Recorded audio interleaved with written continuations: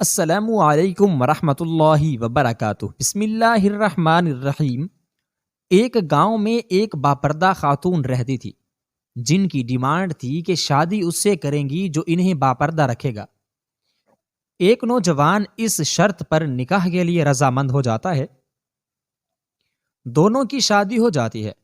وقت گزرتا رہتا ہے یہاں تک کہ ایک بیٹا ہو جاتا ہے۔ ایک دن شوہر کہتا ہے کہ میں سارا دن کھیتوں میں کام کرتا ہوں، کھانے کے لیے مجھے گھر آنا پڑتا ہے جس سے وقت کا ضیاع ہوتا ہے، تم مجھے کھانا کھیتوں میں پہنچا دیا کرو۔ بیوی راضی ہو جاتی ہے۔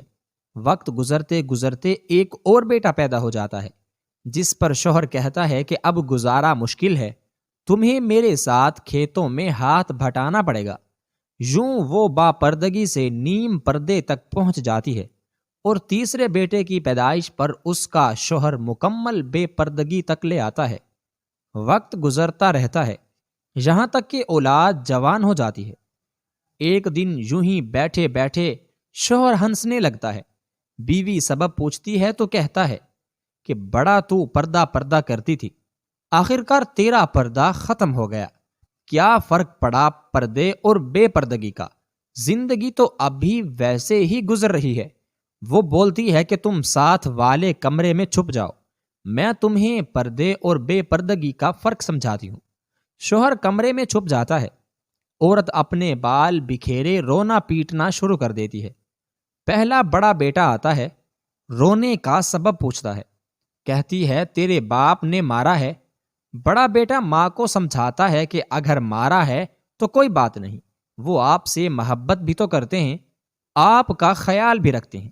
وہ سمجھا بجھا کر چلا جاتا ہے۔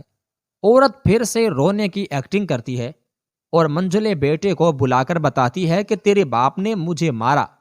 منجلا بیٹا کو غصہ آتا ہے۔ وہ باپ کو برا بھلا کہتے ہوئے ماں کو سمجھا بجھا کر چپ کروا کے چلا جاتا ہے۔ آخر کار عورت یہی ڈرامہ چھوٹے بیٹے کے سامنے کرتی ہے۔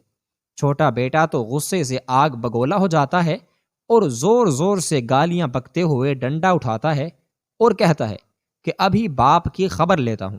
پھر عورت شوہر کو بلا کر کہتی ہے کہ پہلا میرے پردے کے وقت پیدا ہوا تھا تو اس نے تیرا پردہ رکھا، دوسرا نیم پردے کے زمانے میں پیدا ہوا تو تیری آدھی لاج رکھ لی، جبکہ تیسرا جو مکمل بے پردگی کے زمانے میں پیدا ہوا تو وہ مکمل طور پر تیری عزت کا پردہ اتارنے گیا ہے۔ پردہ عورت کا فطری تقاضا ہے، خالق کی طرف سے قاعدہ قانون بھی ہے۔ سبسکرائب